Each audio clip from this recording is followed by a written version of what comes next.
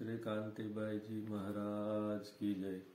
दोस्तों, आज मैं आपको एक बहुत ही इम्पोर्टेंट टर्मिनोलॉजी के बारे में जानकारी प्रदान करने के लिए जा रहा हूँ। PCO2 या CO2 रिटेंशन मेडिकल टर्मिनोलॉजी में ये एक बहुत ही इम्पोर्टेंट टर्म है। तो दोस्तों, क्या है PCO2 या CO2 रिटेंशन? तो उससे पहले हमें जानना है कि हम जो श्वास लेते हैं, श्वसन क्रिया जिसे हम बोलते हैं, उसके दौरान हम जब हवा को अंदर खींचते हैं तब हमारे शरीर में ऑक्सीजन के साथ काफी सारे गैसेस जाते हैं, जिसमें mainly oxygen, nitrogen, carbon monoxide, carbon dioxide और अदर गैसेस, जिनमें मेनली दो तरह के गैसेस होते हैं। ऑक्सीजन जिसका प्रमाण 21% होता है और नाइट्रोजन जिनका प्रमाण 78% होता है। उनमें से जो ऑक्सीजन होता है वो हमारे बॉडी के लिए बहुत ही इम्पोर्टेंट गैस है, जिसे हम हमारी बॉडी जिसका यूटिलाइजेशन करते हैं। और जब वो यूज करने के बाद बाकी की हवा जो बाहर निकालते हैं, उसके दौरान नाइट्रोजन और अदर इनर्ट गैसेस के साथ कार्बन डाइऑक्साइड भी वहां पर से बाहर निकलता है। अगर हमारे फेफड़े में या लंग्स में कोई दिक्कत है, कोई प्रॉब्लम है, तो उसके दौरान या पूरी तरह से प्रॉपरली हमारे लंग्स काम नहीं कर रहे हैं, तो वो दौरान वो कार्बन डाइऑक्साइड गैस हमारे बॉडी में रह जाता है, जो पूरा निकलता नहीं और बाद में वो हमारे खून में जमा हो जाता है, जिसकी वजह से उसका प्रमाण हमारे खून में बढ़ता रहता है। तो हमें एक सवाल होता है कि भाई हमारा नॉर्मल रेंज में कितना प्रमाण हमारी बॉडी में होना चाहिए कार्बन डाइऑक्साइड का या PCO2 का। तो नॉर्मल रेंज जो मेडिकल टर्मिनोलॉजी में है, उसमें 35 से 45 mm ऑफ Hg या 35 से 45 तक हमारा नॉर्मल CO2 है, तो हम नॉर्मली वर्क कर सकते हैं। लेकिन अब मैं बहुत ही इम्पोर्टेंट चीज आपको बताने जा रहा हूं दोस्तों, कि जब कोई व्यक्ति की उम्र 50 से ज्यादा हो, या उसको कोई बीड़ी, सिगारेट या तंबाकू का व्यसन हो, या उसके फेफड़े पहले से ही थोड़े कमजोर हो, तो ऐसे व्यक्ति को नॉर्मल रेंज वो 35 से 45 से थोड़ा ज्यादा PCO2 या CO2 रिटेंशन रहता है। वो 50 भी हो सकता है, 52 भी हो सकता है, 54 भी हो सकता है, कोई भी हो सकता है। तो ये चीज इसलिए जाननी जरूरी है। तो आपका कोई भी रिश्तेदार हो या आपका कोई स्वजन हो कि जिसकी उम्र 50 या उससे ज्यादा हो, तो एक सलाह है, एक इम्पोर्टेंट मशवरा है कि आप उसका गैस एनालिसिस अवश्य करवाएगा। एक छोटा सा टेस्ट होता है, खून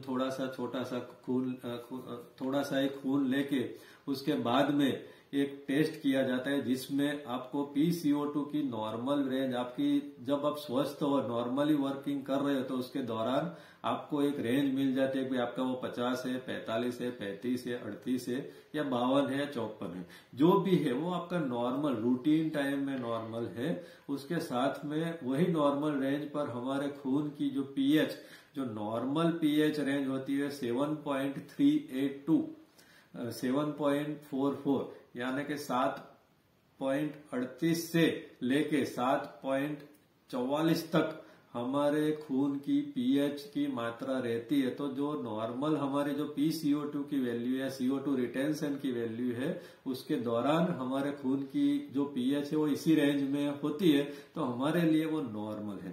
तो आपको एक क्वेश्चन होगा कि भाई ये चीज आपके लिए जानना क्यों जरूरी है? क्योंकि कई बार ऐसा होता है कि भाई जो टेक्स्ट बुक डॉक्टर्स होते हैं वो ये चीज नहीं समझ पा रहे, और वो ऐसा ही मान के चलते हैं कि भाई इसका जो PCO2 की वैल्यू है 35 से 45 के बीच में ही होनी चाहिए।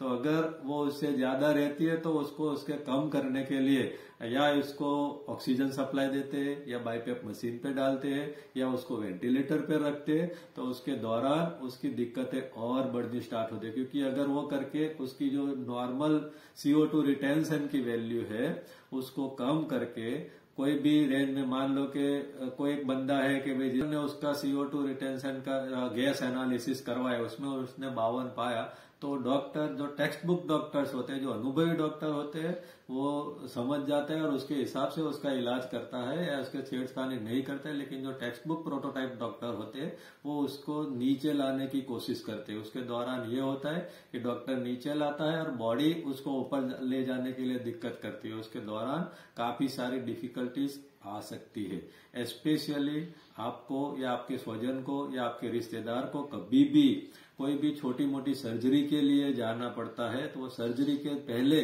आपको एक रिक्वेस्ट है कि आप अवश्य ये गैस एनालिसिस वाला टेस्ट अवश्य करवाएं, ताकि आपको नॉर्मल रेंज पता चले। क्योंकि सर्जरी के बाद काफी सारे डॉक्टर्स, ये एक बहुत ही हकीकत है कि वे डॉक्टर सर्जरी के पहले तो ये गैस टेस्ट करवाना होता है, लेकिन वो नहीं करवाते हैं। वो 90% से ज्यादा डॉक्टर ये टेस्ट नहीं करवाते। उसके बाद में जब आफ्टर सर्जरी ये टेस्ट करवाते हैं तो उसको सर्जरी के पहले का उसका नॉर्मल वैल्यू पता नहीं होता है और उसके ट्रीटमेंट में काफी सारे दिक्कतों का सामना करना पड़ सकता है। और काफी बार तो ये चीज पेशेंट के लिए या आपके रिश्तेदार के लिए जानलेवा भी साबित हो सकती है। तो आपको एक और सलाह मशवरा है कि कभी भी आपको कोई भी या आपके कोई भी रिश्तेदार को छोटी मोटी कोई भी सर्जरी करवानी हो तो फेफड़े की या लंग्स की जांच अवश्य करवाएगा, ताकि हमें पता चल जा सके कि उसमें कोई CO2 रिटेंशन जैसा इश्यू है या आपके रिश्तेदार का, आपके स्वजन का लंग्स ठीक तरह से काम कर रहा है कि नहीं कर रहा है। तो दोस्तों आपको सवाल होगा कि भाई ये जांच के लिए फेफड़े की जांच कैसे करें। तो उसके लिए मेजरली 3 टेस्ट है। 3 में से कोई भी टेस्ट, छोटे से छोटा सिंपल टेस्ट, जैसे 300-400 रुपये में होने वाला टेस्ट में चेस्ट का एक्सरे। तो आप अपने चेस्ट, रिश्तेदार का, अपने स्वजन का चेस्ट का, जिसका भी सर्जरी होने वाला है, उसका चेस्ट का एक एक्सरे निकलवा लो। तो एक्सरे में पता चल जाता है कि आपके फेफड़े में, स्वजन के फेफड़े में कोई इन्फेक्शन है, कुछ प्रॉब्लम्स है, तो उसकी ट्रीटमेंट होने के बाद सर्जरी के लिए जाए। उससे थोड़ा एडवांस वर्जन होता है कि आप उसको CT स्कैन करवाए। उससे भी थोड़ा एडवांस वर्जन होता है कि आपको हाई रिजोल्यूशन CT स्कैन करवा के उसके फेफड़े की जांच पड़ताल हो सकती है। उसके बाद का भी बहुत ही एडवांस स्टेज होता है पल्मोनेटरी फंक्शन टेस्ट, जिसे हम मेडिकल टर्मिनोलॉजी में PFT बोलते हैं, जिसे आपके फेफड़े कितने % काम करते हैं, क्या दिक्कत है, तो ये हो सकती है। उसमें से कोई भी 1 या 2 टेस्ट अवश्य करवाए जब भी आपको या आपके रिश्तेदार को, आपके स्वजन को कोई भी सर्जरी की जरूरत पड़े। काफी बार डॉक्टर ये टेस्ट को अवॉइड करते हैं, या हमें भी कुछ लगता है कि चलो एक छोटी मोटी सर्जरी है तो ये 300-500 रुपये का टेस्ट या 1000-2000 रुपये का टेस्ट क्यों करवाना है। आप 300-500 या 1000-2000 में मत देखिएगा। रिश्तेदार को कोई भी छोटी मोटी सर्जरी के लिए जाना है तो ये जो मैंने 2 टेस्ट बताए कि एक गैस एनालिसिस जिसमें आपको CO2 रिटेंशन के बारे में पता चल जाएगा, और दूसरा फेफड़े का आइदर एक्सरे करवाए, CT स्कैन करवाए, HRCT करवाए या पल्मोनेटरी फंक्शन टेस्ट या जिसे PFT बोलते हैं वो करवाए, ताकि उसको पता चल जाए कि भाई आपका स्वजन का जो फेफड़े है वो पूरी तरह से वर्क कर रहे हैं या नहीं कर रहे हैं या कमजोर है। तो उसका पहले इलाज करवाए, बाद में कोई भी छोटी मोटी सर्जरी है उसके लिए जाए। धन्यवाद।